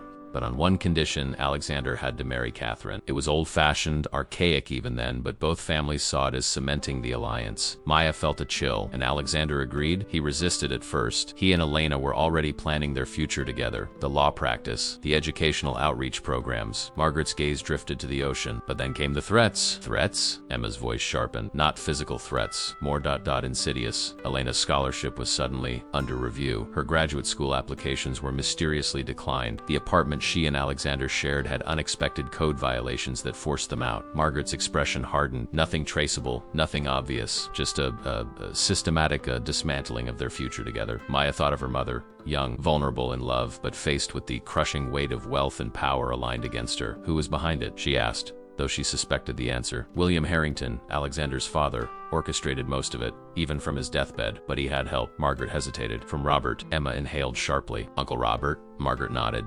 Robert saw an opportunity. If Alexander married Catherine, their children would inherit the Harrington Westbrook empire. But if Alexander stayed with Elena, Robert could position himself as the more suitable heir to the Harrington legacy. Either way, Robert won, so he played both sides. Maya realized. Helped push my mother out while simultaneously supporting the merger. Exactly. And when Elena discovered she was pregnant, she knew she had a choice to make. Margaret looked at Maya with genuine compassion. She could fight, try to force Alexander to acknowledge their child, face the full might of the Harrington influence, probably lose anyway, and subject her child to a lifetime of power struggles and manipulation, or she could disappear. Maya finished, understanding dawning. Start fresh somewhere else, raise her child on her terms. She chose your freedom. Maya, Margaret's voice was gentle. The freedom to be yourself, to grow up without the Harrington name and all its burdens. Emma was silent, absorbing this revelation about her family, her uncle, the circumstances that had brought her parents together. Did Alexander know? Maya finally asked. About the pregnancy? About what Robert did? Alexander never knew about the baby, Margaret confirmed. Elena made that choice deliberately. As for Robert's manipulations,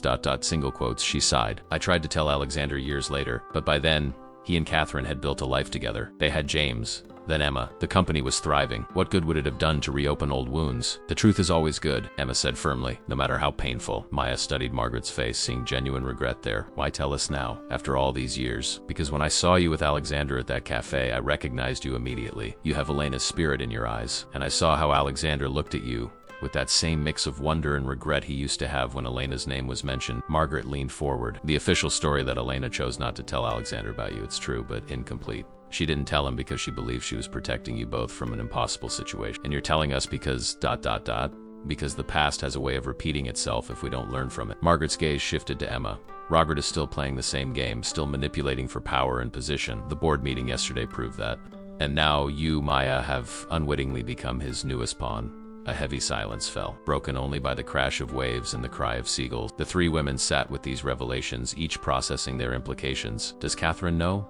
Emma finally asked. About Robert's role in all this? I don't think so, Margaret replied. Catherine is my sister, but we've never been close. After she married Alexander, our relationship became mostly ceremonial, holiday gatherings, charity events.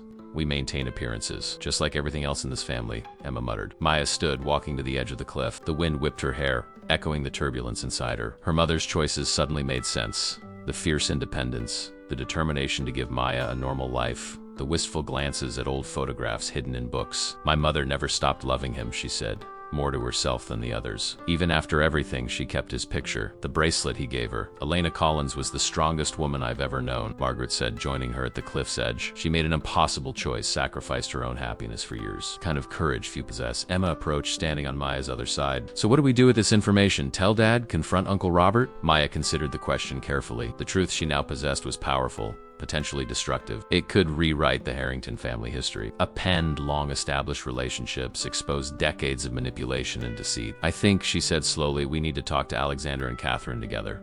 They deserve to know the whole story, especially about Robert. What they do with that information should be their choice. Margaret nodded approvingly. Wise. More diplomatic than I would be. I'm not being diplomatic, Maya clarified. I just don't want to be another pawn in the Harrington power games. If I started making accusations without giving Alexander and Catherine the chance to hear everything first, I'd be no better than Robert. We could invite them here, Emma suggested, to the lighthouse. It's private, meaningful.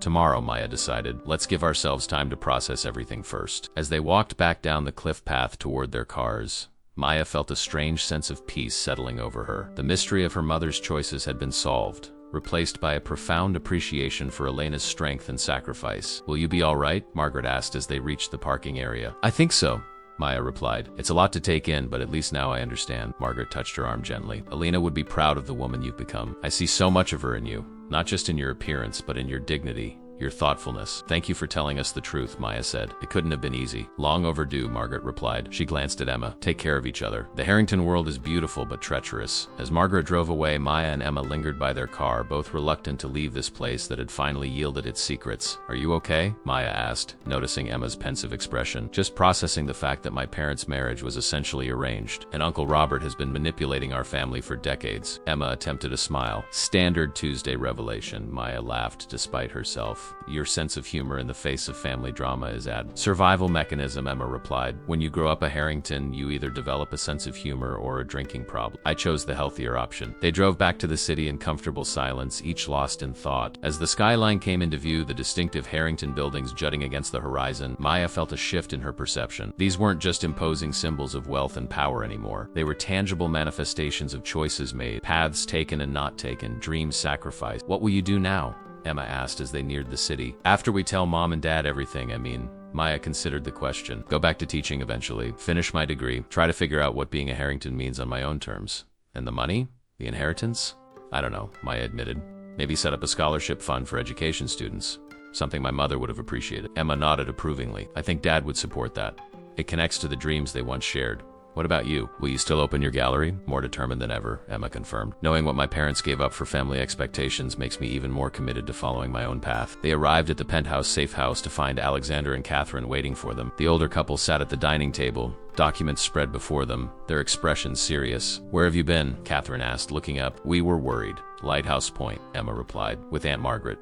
Alexander's head snapped up, his eyes widening. Margaret, why would you? We know everything, Dad, Emma said gently. About you and Elena, about the company troubles, about Uncle Robert's manipulations. Alexander paled, his gaze shifting to Maya. Margaret told you? She filled in the missing pieces, Maya confirmed. She thought we deserved the whole story. She approached the table, placing the envelope of photographs beside the legal documents. I think we all do. Alexander reached for the photos with a trembling hand. I haven't seen these in almost 30 years. We want to talk to you both, Emma continued. Tomorrow, at the lighthouse. Will you come? Catherine and Alexander exchanged a look. One of those wordless communications built over decades together. Yes, Catherine said finally. I think it's time for complete honesty. As Maya watched Alexander gently touch a photo of her mother, she felt a sense of things coming full circle. The past couldn't be changed, but perhaps it could be understood, accepted, even redeemed in some small way. The crescent moon bracelet felt warm against her wrist, a tangible connection between her mother's world and this new reality she now inhabited. No longer just a cherished heirloom, but a bridge between past and present, between what was lost and what might still be found. Tomorrow would bring more revelations, more painful truths,